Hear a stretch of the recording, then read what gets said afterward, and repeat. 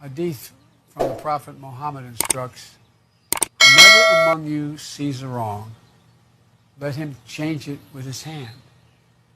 If he is not able, then with his tongue. If he is not able, then with his heart.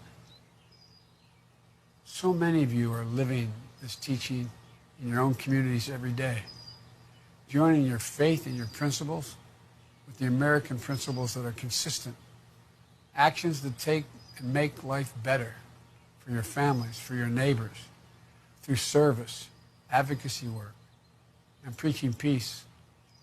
You deserve to have a president and an administration who will work with you and support you in these efforts, not try to scapegoat your communities or advance xenophobic political agenda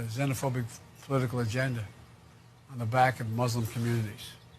And if I have the honor of being elected President of the United States, together we can work to right the wrongs and see our world and see it better with our hearts, with our hands, with our votes. So again, Mr. Chairman, thank you so much. Thank you so, so very much. And may peace be upon you. Likewise, Representative Ilan Omar.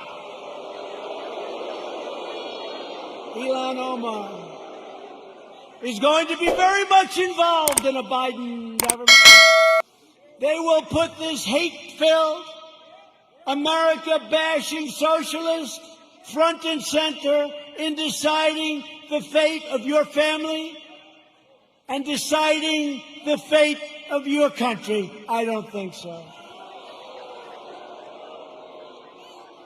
She would like to make the government of our country just like the country from where she came, Somalia. No government, no safety, no police, no nothing, just anarchy. And now she's telling us how to run our country. No thank you. And I think we're going to have a big victory in the state of Minnesota, because they've had it. They've had it.